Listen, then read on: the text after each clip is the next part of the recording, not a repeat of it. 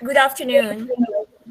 Thank you for joining MEED's MENA Construction Summit this afternoon. And my name is Jennifer Aguinaldo. I am MEED's Energy and Technology Editor, and I will be moderating this panel that looks into the ongoing energy transition and the shift towards renewables, as well as their impact in the built environment, as well as the infrastructure sector. So in 2020, the world saw a record 5.8% decline in terms of carbon dioxide emissions globally, due mainly to the measures implemented by many countries to contain the COVID-19 pandemic. Of course, we all know that this came at enormous human and economic costs. Experts tell us that the ideal scenario would be to be able to decouple economic progress with carbon dioxide emissions, and the preferred approach for the economic recovery post-COVID-19 pandemic would be to go green. In the Middle East and North Africa region, the renewable energy capacity building programs are ramping up. Based on our data, there's about 11 to 12 gigawatts of renewable installed capacity in the Middle East and North Africa region. Another 11 gigawatt is under construction. And over the medium to long term, about 98 gigawatts of projects are in the planning stage. Of course, the energy transition will not only require a bigger role to be played by renewable energy, but also in terms of conserving energy. Joining me this afternoon, look into this topic, look at the programs and the pathways, achievable pathways in order to decarbonize entire economies or sectors such as the built environment or the infrastructure sector, like buildings, transport, among other things. Are three experts, and I would like to introduce each of them today before they start to tell us a bit more about what they do and why this topic is relevant to them. I'll start by introducing from Dubai, the head of Electricity Regulatory and Supervisory Bureau in Dubai, Mr. Eli Matar. Welcome, Eli. Joining us from Bonn in Germany is the director of the International Renewable Energy Agency Innovation and Technology Center, Dr. Dolf Gielen. Welcome, Dolf. Before, I would also like to encourage our audience to send in your questions, and we will try to accommodate them when we can. We have a third panelist who will be joining us shortly from Egypt's electricity transmission company as well. Now let's start off. May I go to Eli for a few words, and then to Dolf a bit later on. Sure. Thank you, Jennifer. Just a very quick introduction for those who do not know the RSB. We're the Regulatory and Supervisory Bureau for the electricity and water sector in Dubai. So we regulate the electricity, water, and district cooling sectors, actually. And I'm personally mostly involved in the IPP program and our licensing regime. And since I joined the RSB 8 years ago, a lot has happened. You talked about the pathways to energy transition and what's been happening, and a lot has been happening in Dubai, actually. The SM strategy was developed and launched just before I joined the RSB. The Dubai Integrated Energy Strategy was in place. The IPP program, Independent Power Producers, was also being launched and going from zero IPP capacity to more than 5 gigawatts as we speak now. It's been one of the biggest achievements we've done in this regard. We've also supported the Supreme Council of Energy in implementing the SM strategy and its programs, and a lot of that has to do with the construction industry as well, because it's related to the built environment. And one of the main programs that I work on is building retrofit. So we've also fostered the ESCO market in Dubai.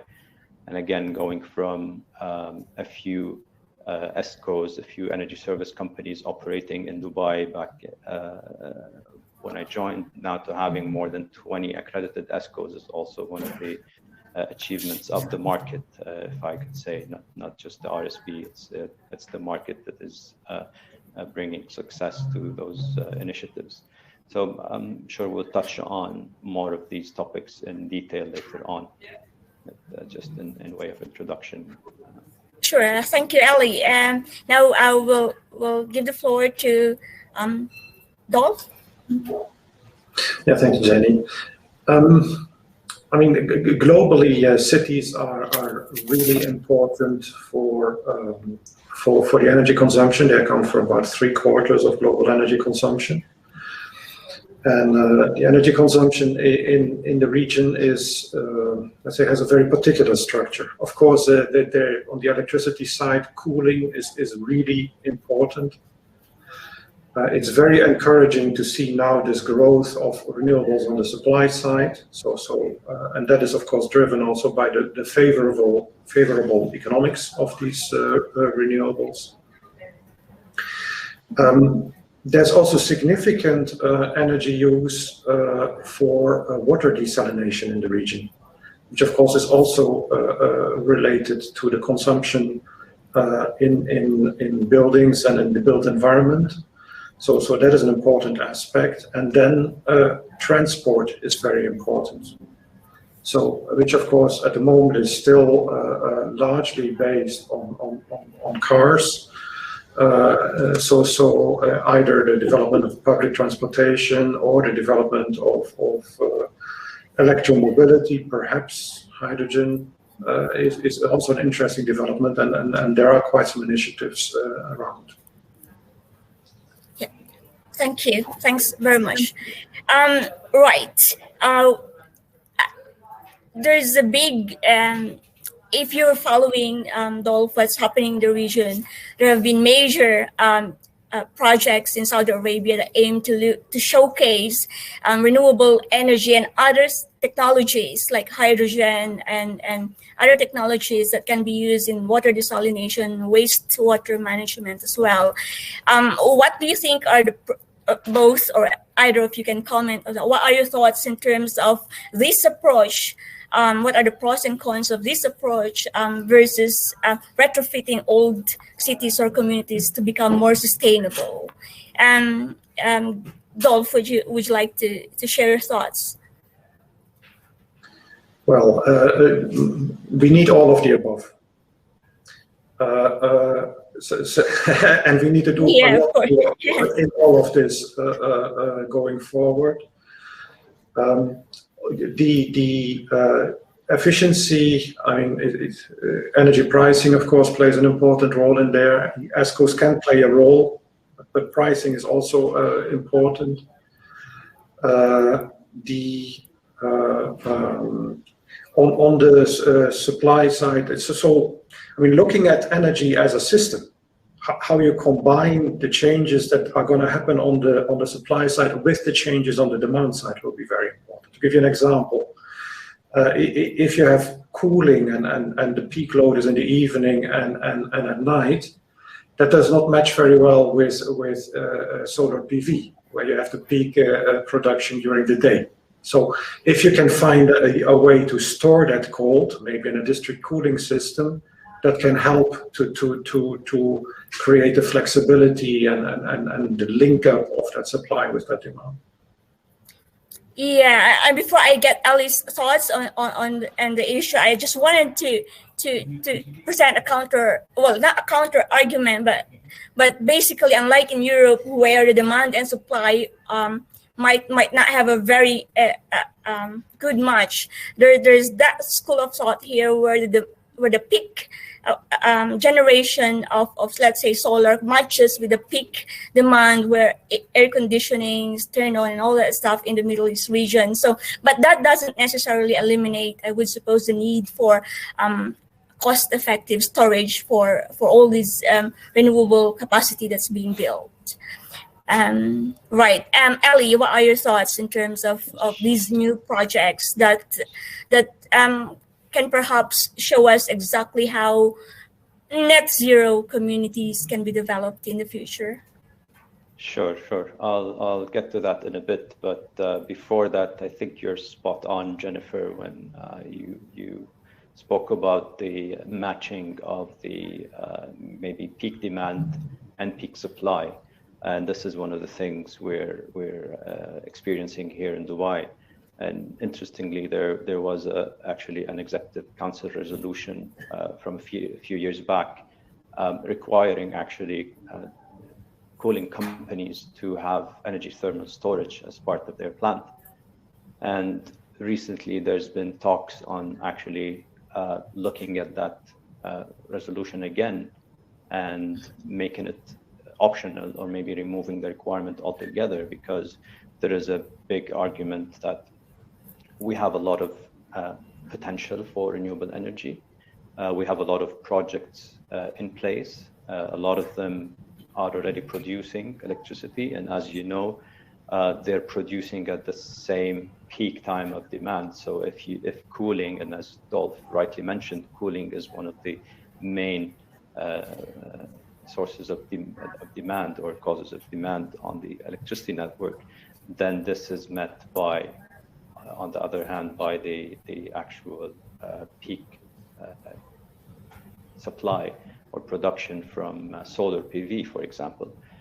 So there's that, and we're lucky actually to have that. So it's not like maybe countries where you need heating instead of cooling, where these peaks might not match.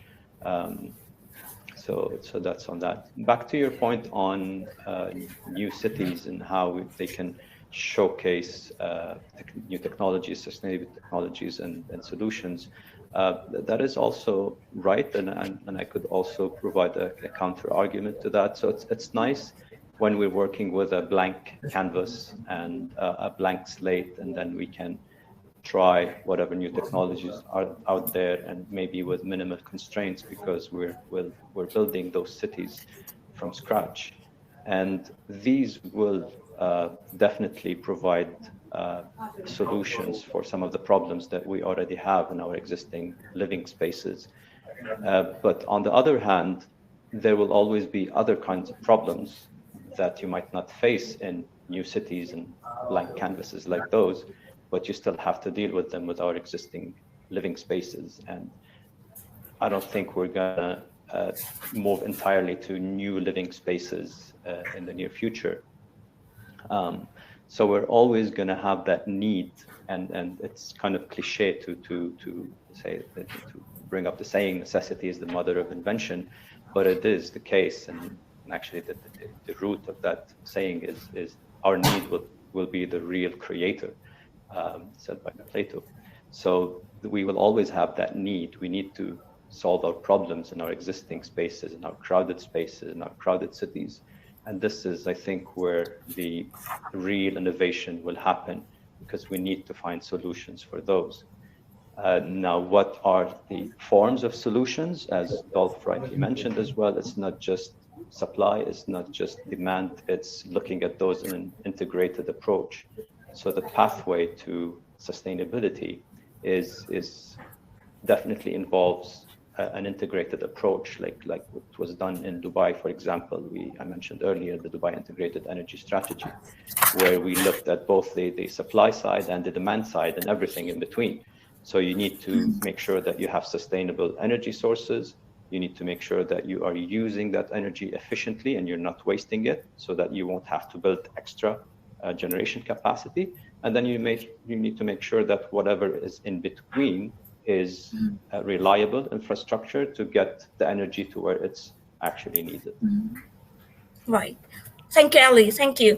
A quick, there's an interesting question in terms of, well, Lamya is not here, but in terms of making the most of the power that's generated through renewable energy sources. So Dubai has already exceeded its carbon abatement target, let's say, for 2030 2022 last year. So that's a very impressive performance for Dubai, but we can't say the same for many cities in the region.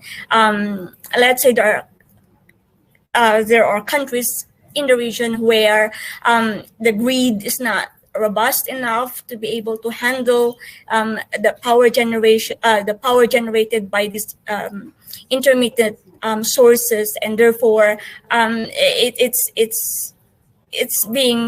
it's not able to reach the intended users or the benefits that it's supposed to generate.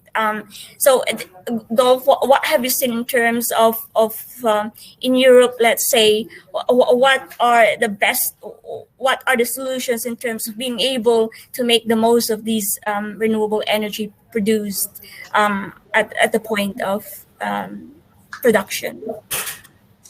Yeah, so these planning problems around grids is a very important issue in Europe. And I think that the planning problems in Europe are far bigger than in the region. In that sense, there is an advantage, I think. But I mean, in terms of solutions, of course, there are, let's say, there are small solutions and there are big solutions. If there is a problem in a transmission line and you need to find 20-40% more capacity, maybe dynamic line rating can help. But it doesn't help you if you scale up renewables by a factor 10. So then you have to think of other types of solutions. For example, to give you one example, there is an issue around offshore wind in the North Sea, how to evacuate that. And the new idea now is to produce green hydrogen on site and then to transport green hydrogen, because it's easier to put a hydrogen pipeline than to put a new electricity line. So that is one idea.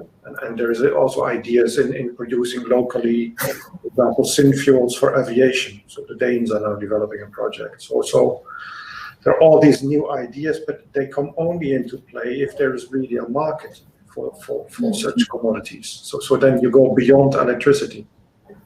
Sure. Yeah, and now let's touch a little bit on cooling.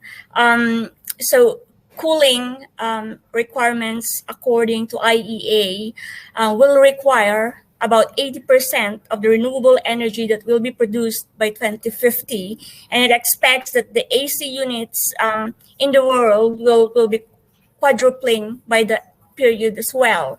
How important is energy efficiency in terms of cooling? And I know that Dubai, for instance, and Abu Dhabi has come up with regulations in terms of district cooling. But as you said, Ali, this might be a step-to-step process. What do we expect in terms of regulations that would enable more energy efficient cooling in the region? Okay. I mentioned earlier the demand-side management strategy in Dubai, and one of the programs of the strategy is efficient cooling. So in that program, we look at where savings can be achieved from, whether it's district cooling, which is very common in this region, or whether it's new and efficient cooling technologies. As you know, we have ESMA in the UAE. They set standards for appliances. So efficient air conditioning are available in the market. Non-efficient ones are not anymore. On the district cooling side, recently, and I'm sure a lot of you have come across the news, a new legislation has been issued by the Executive Council in Dubai on the regulation of the district cooling sector, which the RSB will be doing. So part of the regulations that we'll be setting are licensing regime for district cooling companies. We'll touch on the technical requirements, on the efficiencies of cooling plant, on the everything that has to do with making sure the sector is operating as efficiently as possible, and that the interests of investors, district cooling companies, and consumers converge so that it's a successful sector. So in a country where more than 50 or 60% of the energy demand is in cooling and buildings specifically, this is a key sector. So we're developing those regulations and the regulatory framework, and as I said, the legislation is out there already, and it will actually come in effect early next year. Sure. And now we're in the process of consulting with the sector and the market to actually make sure that we are developing the right regulations. Right. Thanks, Ellie. Before I jump on to Dolf to talk about transport, two quick questions for Ellie.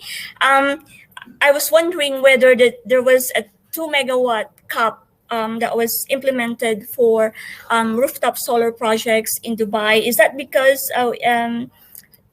we've reached that carbon abatement target, or can you explain a bit more about what's behind that sort of new regulation in terms of rooftop solar? Actually, there could be several reasons, and I say they could be, and not saying it definitively, because the Shams Dubai scheme, which deals with rooftop solar, is not under our remit as RSP, but we are closely involved with DEWA and the Supreme Council of Energy on this program.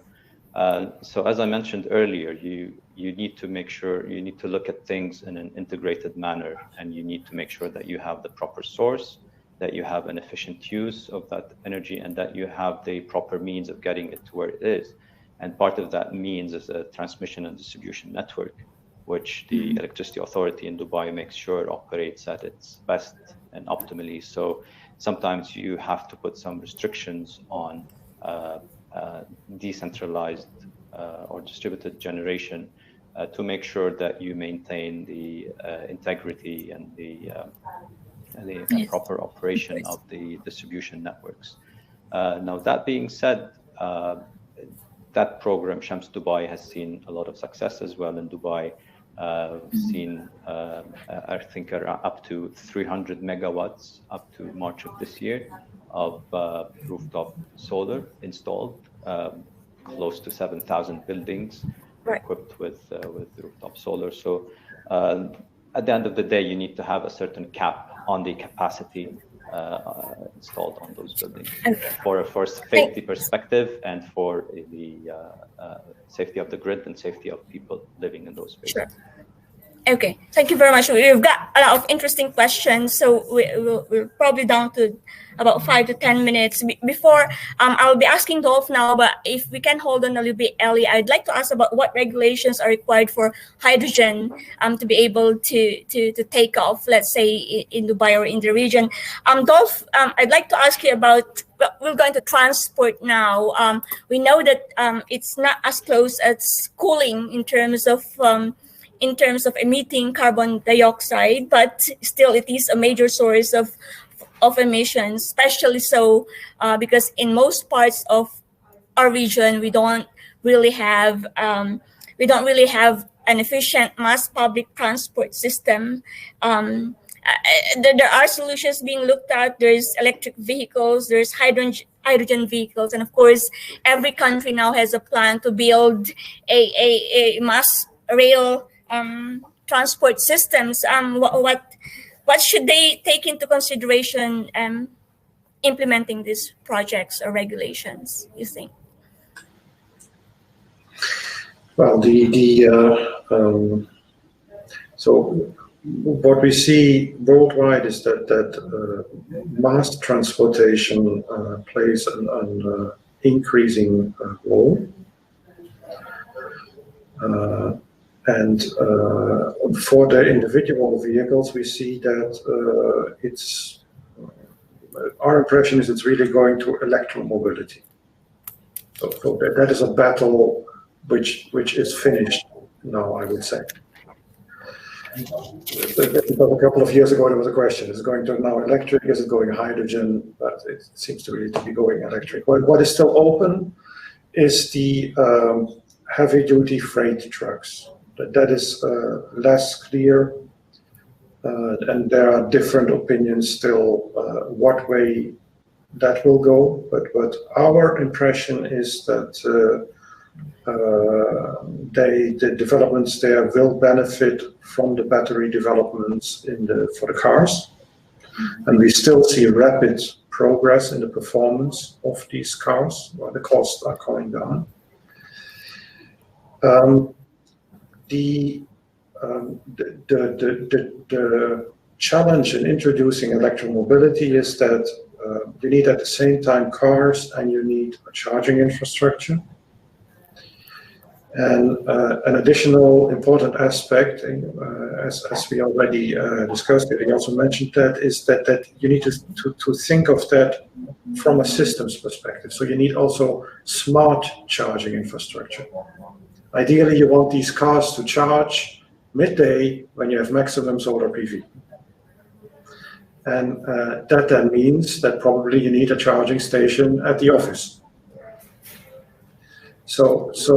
And ideally you have a charging station at the office and a charging station at home, and anytime the car is parked, it's linked to the grid. So you can also benefit from the batteries. So there's interesting developments around vehicle to grid technology.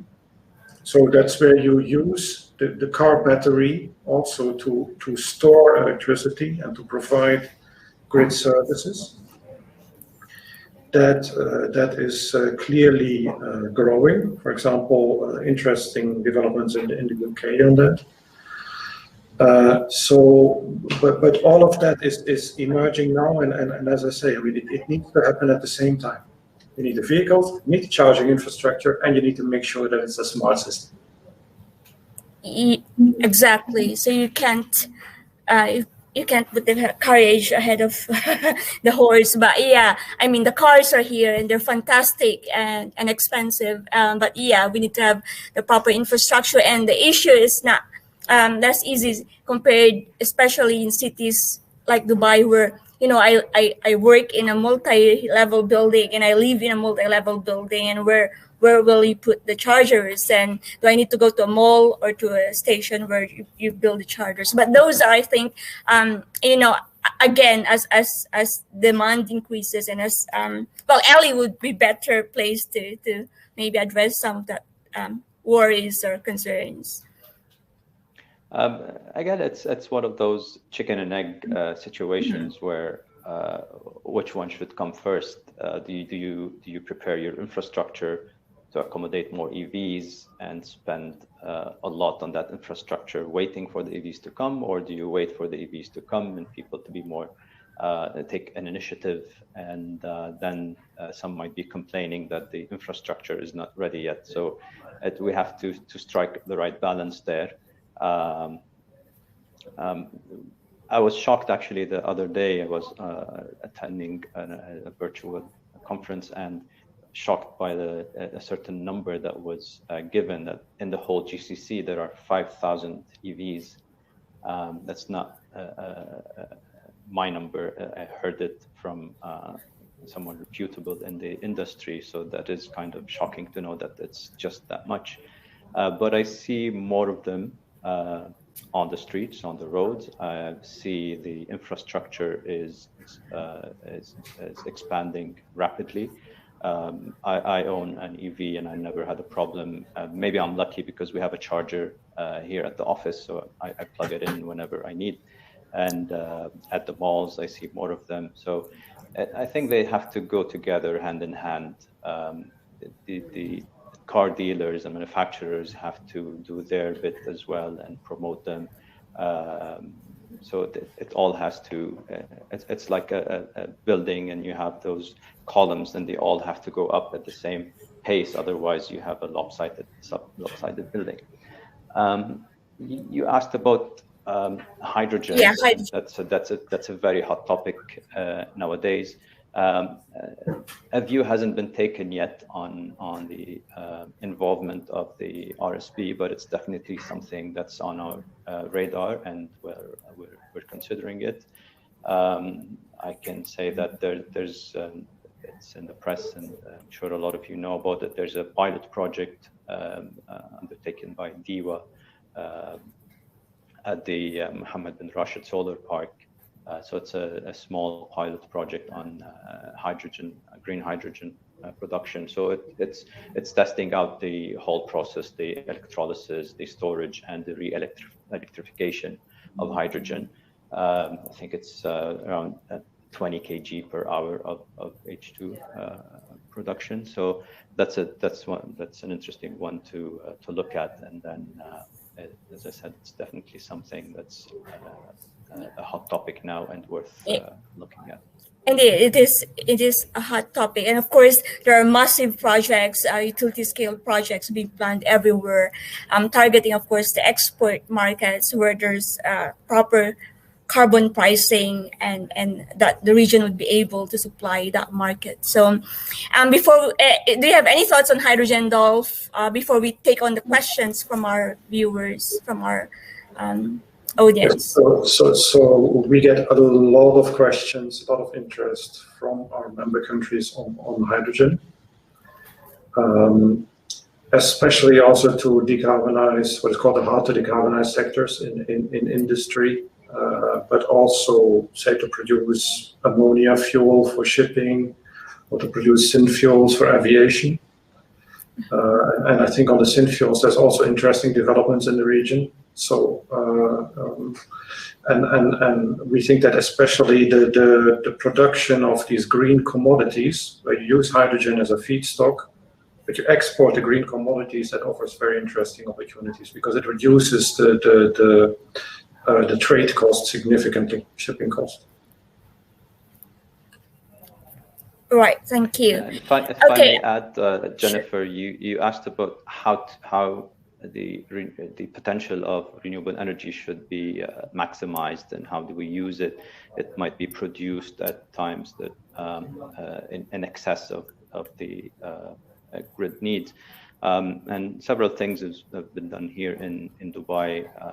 For example, there's a CSP project that has been licensed by the RSP and it's under construction, and there's storage, of course, built into it in both molten salt and the parabolic trough. So it provides 12 to 15 hours of storage. That's one thing. There's the pumped storage hydro station in Hatta, another project by DEWA. We're seeing a bit of decoupling of desalination and power production. So there's a new independent water producer that's going to use RO technology instead of MSF, which is energy intensive. So there are, and in that case, you can, once you're decoupling the water desalination from energy production, then you can use more of the renewables that are available on the grid. And in a place like Dubai, that where land is available, the sun is available, there's a lot of potential for more and more PV. Yeah, definitely. And just very curious before we go to the first question, in terms of hydrogen, would if you electrolyze water, will that water need to be desalinated before electrolyzed? Is there another layer of step when it comes to the region producing hydrogen? Dolf, can you take that on? You're the technical expert. For the time being, you need very pure water for that electrolysis. So there are some developments ongoing to make that process more flexible. But for now, you need very pure water, and you need about 16 liters per kilo of hydrogen. Okay. All right. Sure. Okay. Thanks, Dolf. That's certainly a very interesting point to make an education for most of us. What will be the first question? what will be the impact of the recent increase of solar panel prices on the solar energy sector? Is this something you, Ellie, or Dolf might want to address? I think globally there's been some supply problems or shortages in different sectors, and one of them might be minerals and metals used in, for example, EVs in cars or in solar panels. So I'm hoping this will be a long-term thing. So if there are always ups and downs in certain prices, and I'm not sure that will have a huge impact. And hopefully with the advancement of technology and more demand for renewable energy, things will always be sustainable, and will always have actually it's not just a steady pace, it's an exponential growth of renewable energy. Dolf, do you have any comment to make in terms of how solar panel prices might affect the delivery of projects? Well, I was a little bit late for this meeting because right before I was in a meeting with the European offshore wind industry. And we discussed exactly the same topic. And of course, wind is much more materials intensive than solar PV. So there you see that effect even stronger. And the opinion there was that this is a temporary effect, scarcity effect, that will be resolved over time. So, and I mean, if you look at the cost of the solar panel in the solar overall solar project cost, it's not that significant. So that is another reason why probably the effect is not that significant. Sure. Yeah, and I think there's also some thoughts from. Sorry, did I cut you there, Dolf, or did you want? Yeah, I think one of the things to answer that question, there are also thoughts where, the solar prices are going up and it's likely going to be temporary because of the surge in demand. And also that the capacity, with the improving technology, you're able to get more out of the solar panels today. So that could somehow compensate for the potential economic loss from increasing prices.